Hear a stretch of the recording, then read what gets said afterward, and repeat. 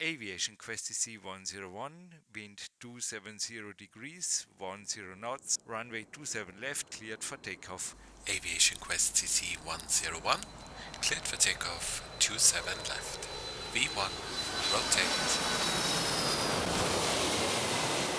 Positive climb. aviation-quest.cc Stories from above. The views shared in this podcast are personal and for informational purposes only. They do not reflect any employer or aviation authority, and nothing discussed here should be considered flight training or regulatory guidance. Please always refer to official sources. This episode may also contain product placement. For further information, visit our website aviation-quest.cc. So it is August 26 and 1300 Zulu time, and your host, pilot in command, so to say, here at the podcast, Jürgen Reis, welcomes you to the fourth episode of Aviation Quest CC. And luckily enough, also today, I'm not alone here in the podcast cockpit. Hello, Stefan, on the other side. Hey, Jürgen, how are you? Yeah, I'd say, well done us last time. One question more. Let's see what's happening today. Yes, we need to somehow speed up a bit, yeah. Yeah, but first in the beginning, I was just thinking about, yesterday we recorded the third part and some flight instructors and maybe even examiners. I don't know what our audience is or what qualification they have, might already have commented us. This would be fun. Of me messing around with the Cessna 172 being a simple, what did I say? A simple aircraft or something like this. By definition, this is a non-complex airplane as it looks by now. Well. I'd say we leave it like this. This is a Yeah, podcast, okay? And please also for the future, don't expect us to verbatim quote some air law here. It is, I just had with Stefan yesterday a nice talk after the podcast. The main purpose here is to have fun. It's fun for us, and I hope you have fun too. We are both aviation enthusiasts. Stefan is a professional pilot. Me, my last real world flight was back in 2006. Even though I'm still absolutely driven for aviation, but please don't quote me on air law or anything else. And uh, I think also Stefan. I mean, it's Stefan from your side. I mean, it's you enjoy your free time and you are not. I was joking around yesterday in the end about the little this being some, what would you say, a multiple choice examiner, or this is not an oral exam for Stefan here. So just that being said. yeah, of course. Yeah. We'll take it nice and easy, and we don't pretend to know everything. I also say it's a podcast, not a flight school. So relax and enjoy the Yeah, ride.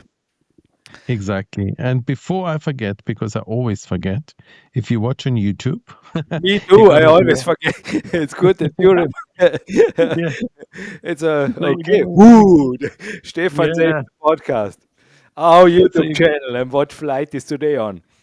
Yes, so if you watch this on YouTube, you're gonna see a flight in the background. We always do this.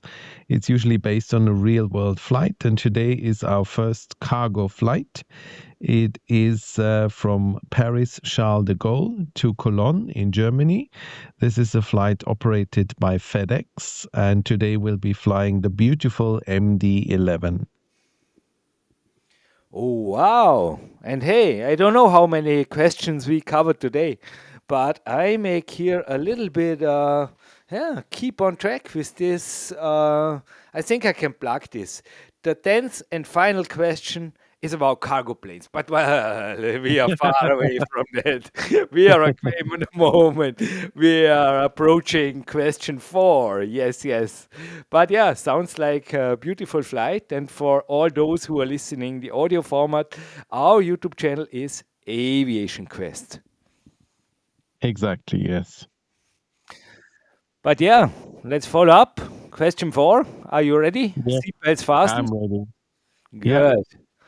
So, straightforward. Is turbulence dangerous? And I had a little question more. How do you avoid obviously dangerous turbulence zones like thunderstorms, Stefan, with the Airbus A320 in the moment? Right. So the first question, is turbulence dangerous? Um, Generally speaking, no. The aircraft is designed to withstand some huge G forces, way more than you would usually experience in the real world. So, if you ever sit in an aircraft and it starts getting a bit shaky, in fact, my approach today was very bumpy just a few hours ago because there was a lot of wind. The last thing you need to worry about is the aircraft. The aircraft will be absolutely fine. The main thing is that you have fastened your seatbelt. You may have read of people getting injured during turbulence, and you will usually hear that they hit their heads. And you can only hit your head if you haven't fastened your seatbelt. So we do this announcement on every single flight that even if the seatbelt signs are off, you should always keep your seatbelt fastened. And this is exactly why. Because if we hit turbulence, you're going to be, if it's bad enough, you could be thrown to the ceiling, hit your head, then you fall back down, get injured that way. So that's the only real danger with turbulence, that you haven't fastened your seatbelt and you get thrown around the cabin. But just to make this very clear, this kind of turbulence is extremely rare. I've flown thousands of hours and I've only had it once. And this was many years ago across the Atlantic on a flight to JFK, I believe it was. So that's actually the only real danger in terms of turbulence, that you haven't fastened your seatbelt. If you have, then it's uncomfortable, but at the end of the day, it's no different to driving down a bumpy road. It's essentially the same thing. The air the aircraft is moving through is bumpy, and therefore the ride is bumpy, but it doesn't really do anything. Which brings me to the second part of your question. So there's different kinds of turbulence. There's turbulence that's very obvious. So, for example, if there are thunderstorms, we have a weather radar on board that will show us the thunderstorms, and we will never, ever, ever fly into a thunderstorm. We will always avoid them. And even if it's not a thunderstorm, if it's a cloud with a lot of energy inside, we usually fly around those. So, that's a way to avoid turbulence. But there's something called clear air turbulence. We call it CAT. And clear turbulence cannot be picked up by any weather radar whatsoever. You're flying along, it's a beautiful day, you have great visibility, blue skies, the flight is smooth as silk, and all of a sudden, without warning, you hit turbulent air. And this can come at any time without any warning. Um, so those we cannot avoid. We have some weather charts that we look at before each flight, and they give us areas where there's a possibility of clear turbulence, but the forecasting is very difficult. Sometimes we have a forecast of clear turbulence and there's nothing, and sometimes they say it should be smooth and then it's turbulent. So it's really difficult to predict. So, if we know about it, we will avoid it. If we don't know about it, I mean, we are always strapped in the cockpit. We always have our seatbelts fastened the entire flight. And therefore, I would strongly recommend you do the same. I mean, at the end of the day, if you get into a car and you fasten your seatbelt, you don't drive out of town and then unfasten it and just keep driving along without the seatbelt. So, just treat it like a car. You get in, you fasten your seatbelt, and you keep it on until you arrive at your destination. Of course, if you need the toilet, you can get up. But other than that, just, keep strapped in, and then there's absolutely nothing to worry about. Stefan, and I was just thinking maybe listeners want to have a practical example how you avoid thunderstorms. I think there was a really epic flight in the second episode of Aviation Quest CC. You remember, correct me if I give out any wrong information, but you were north of Munich and flying those circles, circles, circles, circles until the thunderstorm, so to say, gave up. He was, don't know, it was too boring for the thunderstorm. So Yes. Yeah, I mean, that was a typical example where we had a squall line, which is a line of thunderstorms, and we were not happy to fly through it. yeah. So we flew circles to avoid it and, just did our best to stay out of it. And of course, if there's a lot of thunderstorms around you, the air will be unstable, as we call it. So there will be some turbulence, but it's obviously nowhere near as bad as flying through a thunderstorm. So that's one way where we can really ensure that the flight is as smooth as possible. Of course, the other one is wind, which is, what I had today. There's not much you can do. It was a beautiful day, no clouds, but we had winds, I think, around 80 to 90 kilometers per hour. And if that's the case, close to the ground, the wind gets all turbulent and whipped up by buildings and trees and all sorts, then of course it's going to be bumpy. But generally speaking, we will always avoid any kind of weather system that would make the flight uncomfortable.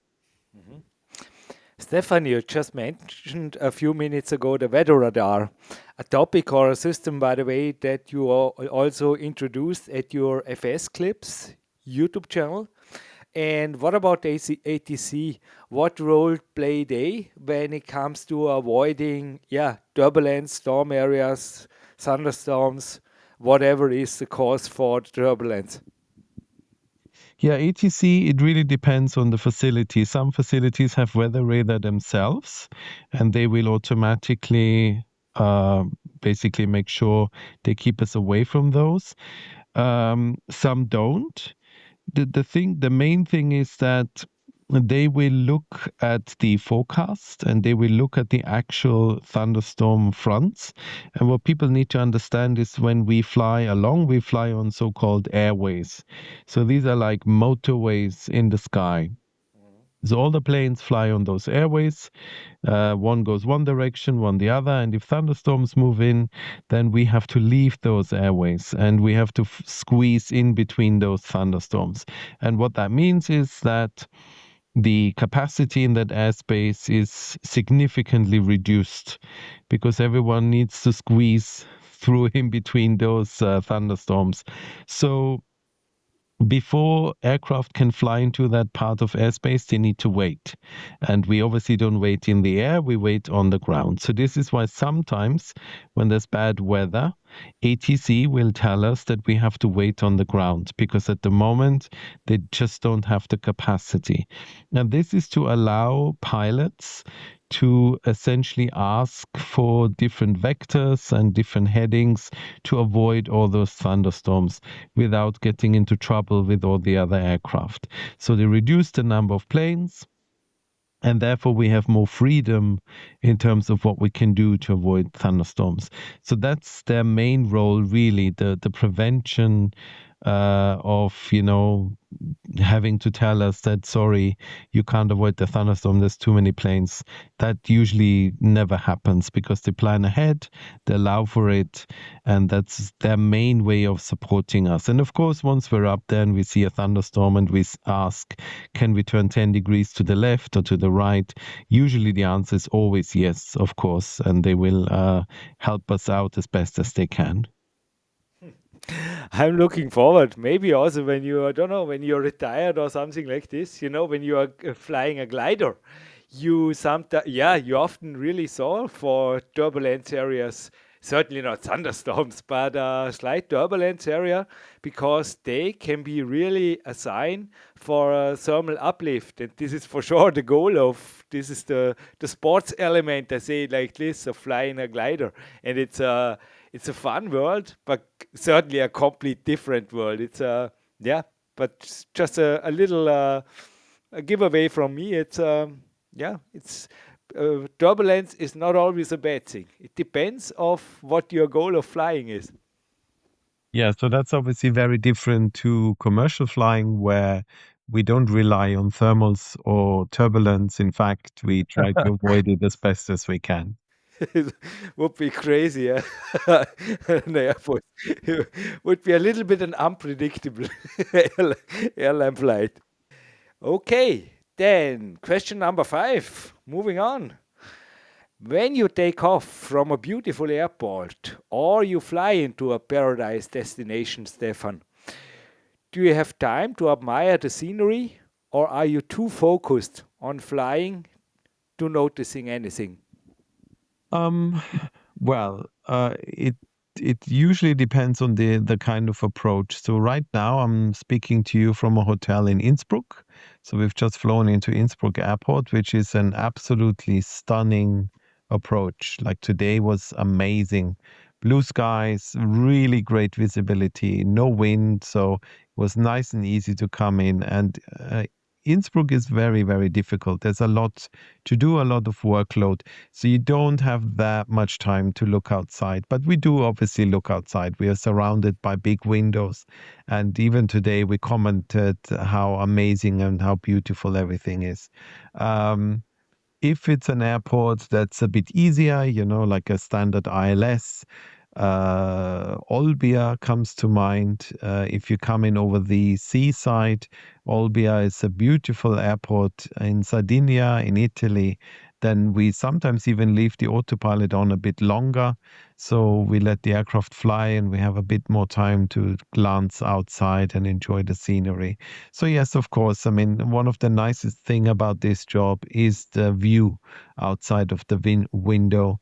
Um, on departure, it's a similar story. If it's a simple departure, we just switch on the autopilot and just, obviously you still fly the aircraft, you still monitor, but in between you look outside and, enjoy where you are.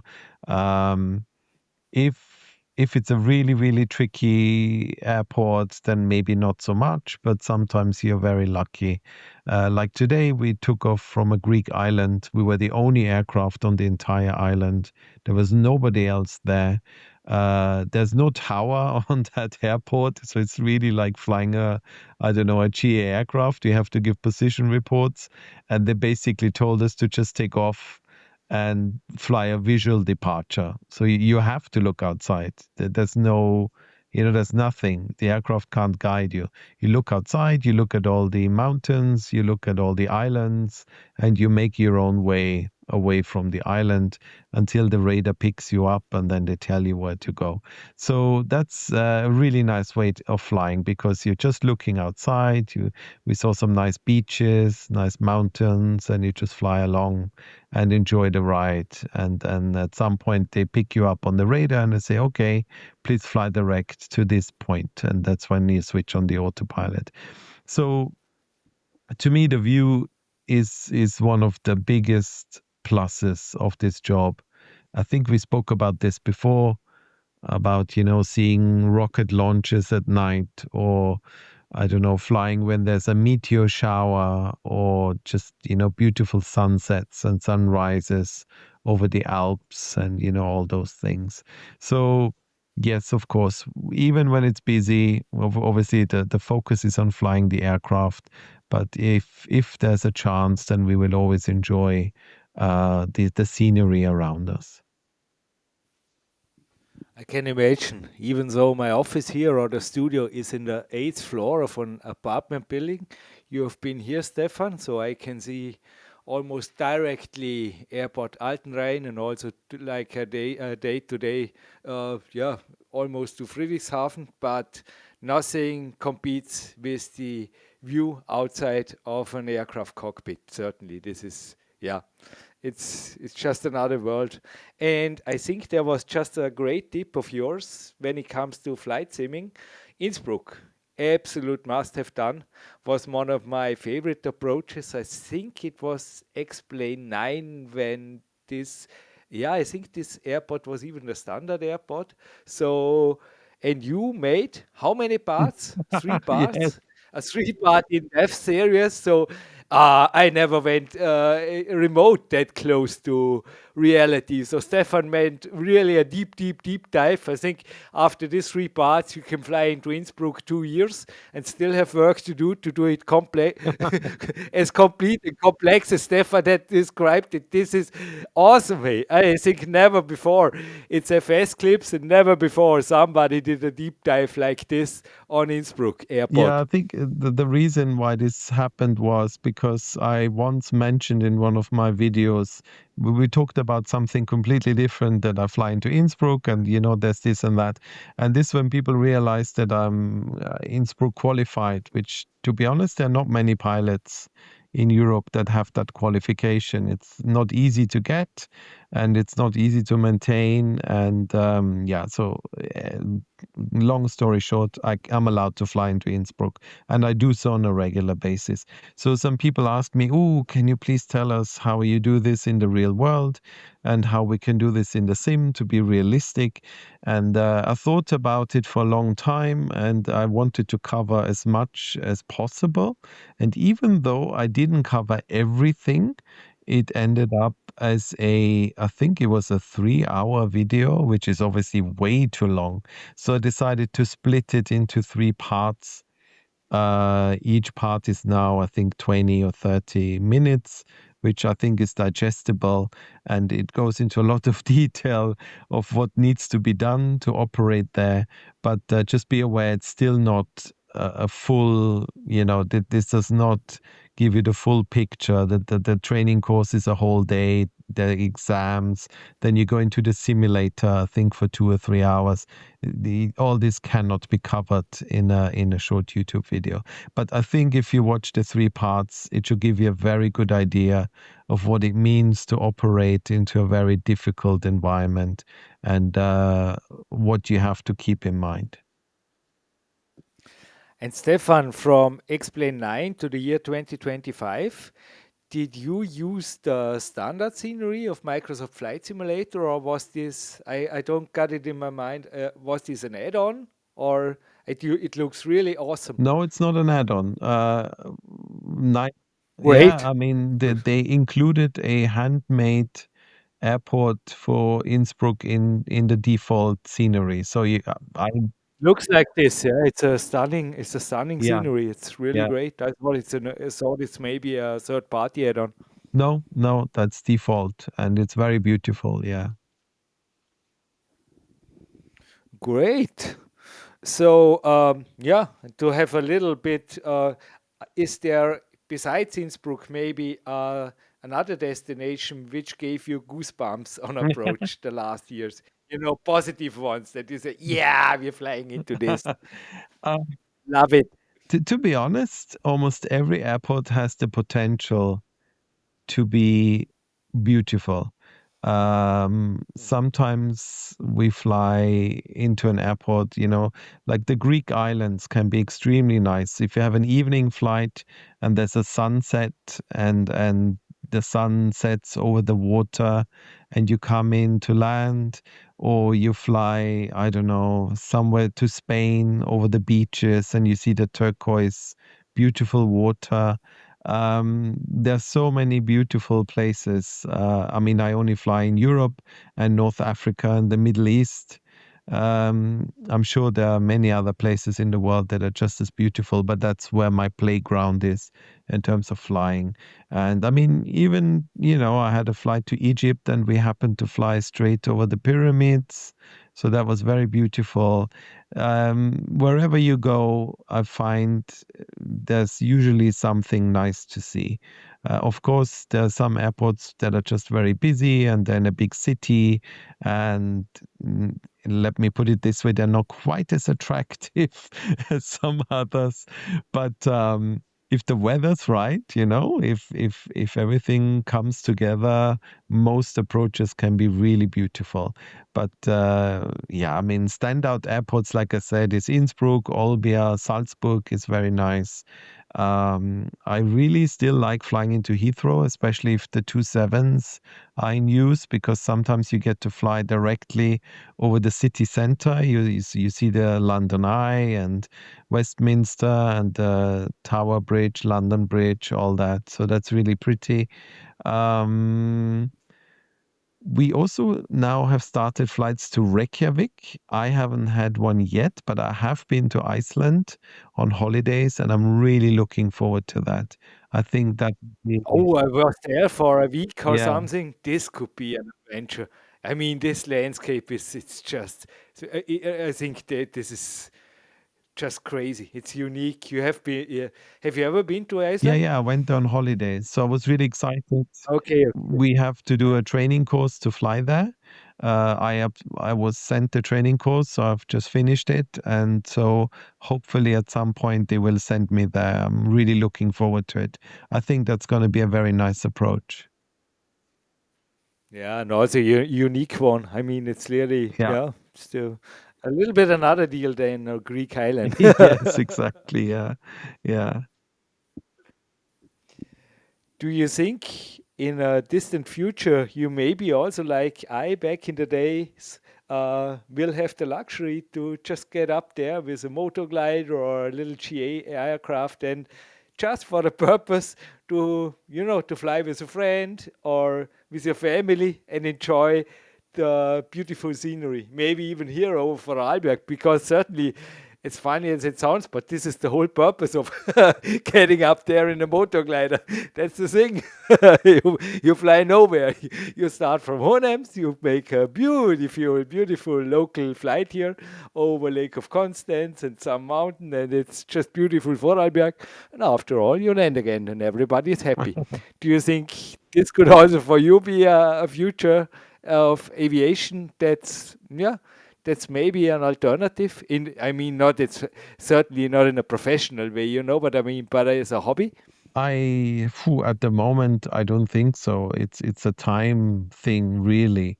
Um, I, to be honest with you, I still love the job. I still enjoy flying, but we easily fly our 85 block hours. So that means, Wow. you know, No, I yeah. mean, maybe after you have Oh, retired when or I something retire. like this, Okay.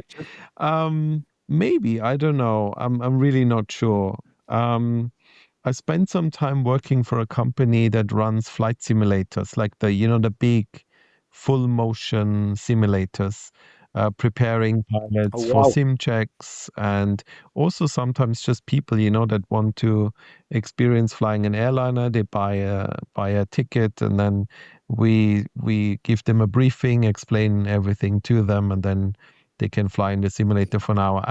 I read about that in a Yeah, I have magazine. to say It's, yeah, that there was are a companies out a there. really interesting job, and I really enjoyed it, and I learned a lot. Um, and you still get the pleasure of flying without actually having to leave the ground. So maybe something like that. I don't know. I still have a few years left before I retire. At this moment in time, I just enjoy my flying. I I'm not sure I could just switch off from aviation, like going from 100 to zero, and not do anything with aircraft ever again. It's been my whole life. But I don't know. It's also a family thing. I will have to get permission, from the boss at home, from my wife. Uh, she will have something to say about what I can and cannot do once I retire. As I already pointed out in the premiere episode, maybe to fly with you in the distant future, something in a don't know in a new style. But yeah, this podcast will maybe tell the story about this Yeah, long maybe, term. maybe. That would be fun. But yeah, and I would say we made it to our two questions answered by podcast. How should I say, regime once one more time. Great. Like in the second, or yeah, like in the second episode. I hope we will follow up like this because then we will get this FAQ done in unless there are more questions coming in from our listeners. Yes, you can suggest us maybe guests we should interview or also write us our questions, comments, etc. On the YouTube channel we have mentioned, it's Aviation Quest. We have also an email address, it's aviation@aviation-quest.cc. And the easiest way to find also this email address and all the podcasts is our homepage, Aviation Quest or aviation-quest.cc. You're well, Stefan. Thank you for your time. And I'd say, well done. And next time we will cover question maybe 6, 7, and 8, or maybe more, or let's see what time will bring. But I think it's a really a deep dive series, more deep dive than we expected it, Yeah. and I hope the listeners like it too. Yeah, we thought this is going to be 1 or 2 episodes, right? 10 questions. So, yeah, anyway, we got that wrong.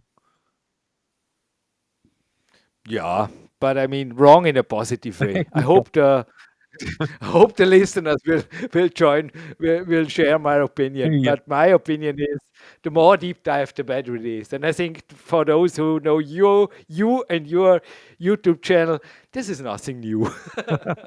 Yes, that's true. Yeah. I love details. I love explaining stuff.